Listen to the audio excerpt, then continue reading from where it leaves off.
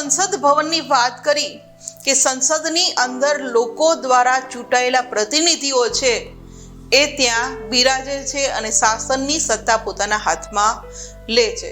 તો આ સંસદ સભ્ય બનવા માટે શું લાયકાતો હોવી જોઈએ? કઈ વ્યક્તિ પોતે આ પ્રતિનિધિ તરીકે ચૂંટણીમાં ઉમેદવાર તરીકે લોકસભાની ચૂંટણીમાં ઉમેદવાર તરીકે ઊભું રહેવું હોય કોઈ વ્યક્તિને, તો એની પાસે શું લાયકાતો હોવી જોઈએ?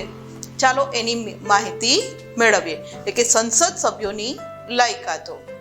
વિદ્યાર્થી મિત્રો, લોકસભાના સભ્ય તરીકે વાત કરીએ કે લોકસભાના સભ્ય તરીકે લાયકાત મુજબ તે ભારતીય નાગરિક હોવો જોઈએ. એટલે સૌથી પહેલી લાયકાતની વાત કરીએ તો જે વ્યક્તિને લોકસભાના સભ્ય બનવું છે, ચૂંટણીમાં ઉમેદવારી નોંધાવી છે, એ વ્યક્તિ ભારતનો નાગરિક હોવો જોઈએ.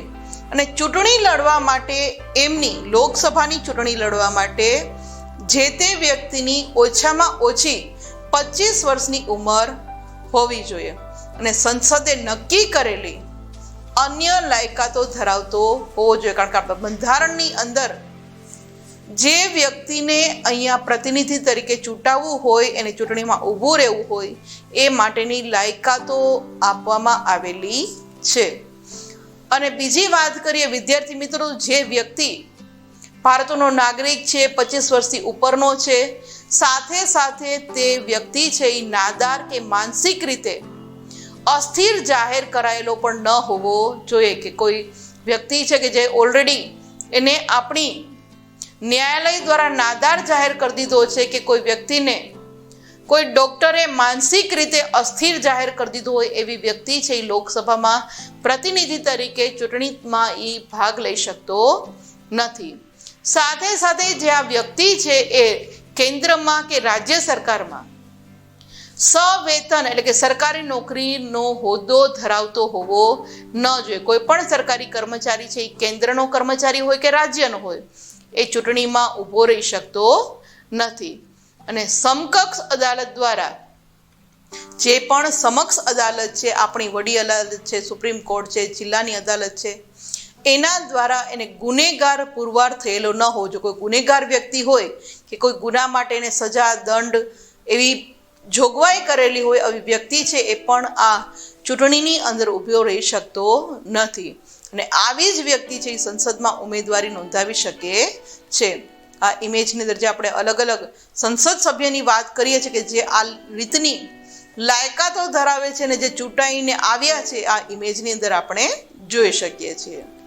ત્યારબાદ વાત કરીએ તો સંસદની જે બેઠકો હોય છે એની વચ્ચે 6 માસથી વધુ સમયગાળો પસાર ન થાય તે રીતે ગૃહની બેઠક બોલાવવી પડે છે. કારણ કે સંસદ સભા ભરાય છે, આપણને ખ્યાલ છે કે સંસદની અંદર સત્ર બોલાવવામાં આવે છે. તો આ 2 સત્ર જે ભરાય છે એની અંદર 6 માસથી વધુ સમયગાળો પસાર ન થાય એ રીતે એની બેઠક બોલાવવાની હોય છે. અને લોકસભાનું જો વિસર્જન કરવાનું હોય તો રાષ્ટ્રપતિ જે સીધું જ વિસર્જન નથી કરી શકતા, પણ વડાપ્રધાનની સલાહથી જ રાષ્ટ્રપતિ એનું વિસર્જન કરી શકે, બાકી સીધું વિસર્જન થઈ શકતું નથી.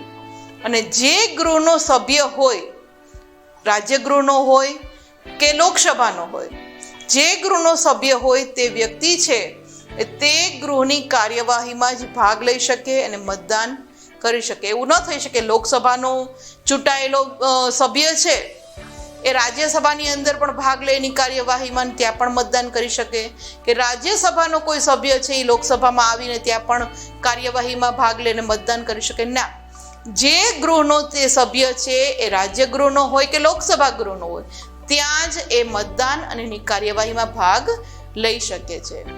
ત્યારબાદ વાત કરીએ વિદ્યાર્થી મિત્રો તો પરંતુ મંત્રીમંડળનો કોઈ પણ સભ્ય છે, મંત્રીમંડળનો જે પ્રધાનમંડળની અંદર હોય છે, આ મંત્રીમંડળનો કોઈ સભ્ય સંસદના નીચલા ગૃહનો સભ્ય ન હોય તો પણ તે બંને ગૃહની ચર્ચામાં ભાગ લઈ શકે છે. જો એ મંત્રીમંડળની અંદર હોય તો જ એ બંને ગૃહની ચર્ચામાં ભાગ લઈ શકે, સંબોધન કરી શકે છે. પરંતુ જે ગૃહમાં સભ્ય હોય તે જ ગૃહમાં તે મતદાન કરી શકે છે. મંત્રીમંડળનો સભ્ય છે એટલે એ ચર્ચામાં ભાગ લઈ શકે, સંબોધન પણ કરી શકે, પણ મતદાન કરી શકતો નથી. એ જે ગૃહનો સભ્ય છે મતદાન ત્યાં જ કરી શકે, ફક્ત ને ફક્ત એની ચર્ચામાં જ ભાગ લઈ શકે છે.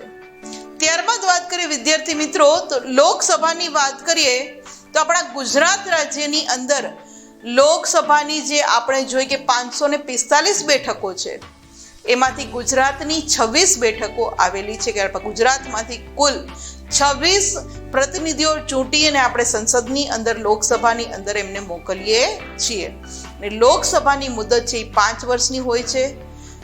અને અગાઉ આ 5 વર્ષ પૂરા થઈ પહેલા જો રાષ્ટ્રપતિને એવું લાગે કે આ જે સરકાર છે એ સારું શાસન નથી કરી શકતી અને શાસન કરવામાં એ બંધારણની કોઈ જોગવાઈનો ભંગ કરે છે કે સત્તા અનિયંત્રિત રીતે ભોગવે છે, તો રાષ્ટ્રપતિ એને વિખેરી શકે છે અને ફરીથી ચૂંટણી આવે છે.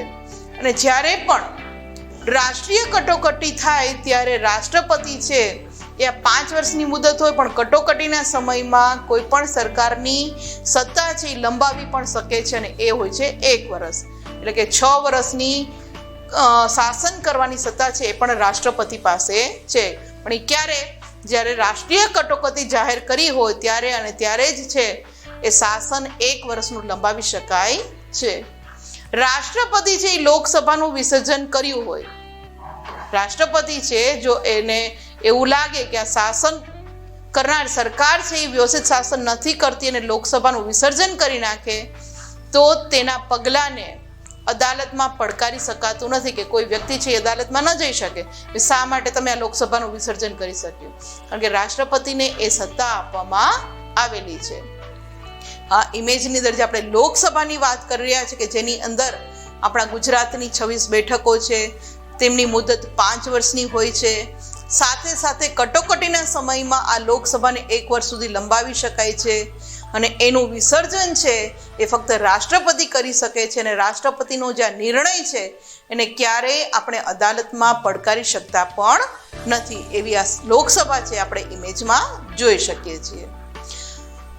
ત્યારબાદ વાત કરીએ તો લોકસભાની અંદર એક કોરમ બનાવવામાં આવે છે. કોરમ એટલે શું વિદ્યાર્થી મિત્રો? તો કે કોરમ એટલે ગૃહની કાર્ય સાધક સંખ્યા. કારણ કે આપણે જોયું કે લોકસભાની અંદર કુલ સંખ્યા 545 છે. તો શું જ્યારે પણ ગૃહની સભા ભરાય ત્યારે 545 જણા હાજર રહે છે? ના, બધા હાજર નથી રહી શકતા. તો હવે કાર્યવાહી કરવી છે, કોઈ ખરડો પસાર કરવો છે, તો શું કરવું? એના માટે મિનિમમ કેટલી સભ્ય સંખ્યા હોવી જોઈએ? એટલે કે કાર્ય કરવા માટેની સંખ્યા કેટલી હોવી જોઈએ? આ કાર્ય કરવા માટેની જે સંખ્યા છે એને આપણે કોરમ તરીકે ઓળખીએ છીએ. એટલે કે ગૃહનું, લોકસભા ગૃહનું અને રાજ્યસભા ગૃહનું કામકાજ હાથ ધરવા માટે જે કંઈ કામ કરવાનું છે એને ચાલુ રાખવાનું કે કુલ સભ્યોમાંથી હાજર સભ્યોની સંખ્યા કેટલી હોવી જોઈએ? તો કે લોકસભાના કુલ સભ્યો આપણે જોઈએ કે 545 છે, પણ આ 545 છે એ હાજર નથી રહેતા, તો જેટલી આ સભ્ય સંખ્યા છે એના 1 એટલે કે 55 જેટલા સભ્યો પણ જો ગૃહની અંદર હાજરી હોય તો ગૃહનું કાર્ય હાથ ધરી શકાય છે. ને કોઈ પણ નિયમો આપણે ઘડવાના હોય તો એ ઘડી શકીએ છે. મિનિમમ 55 જેટલા તો સભ્યો હાજર હોવા જ જોઈએ. અને રાજ્યસભાની વાત કરીએ તો રાજ્યસભાની કાર્ય કરવા માટે સંખ્યા ઓછામાં ઓછી કેટલી હોવી જોઈએ?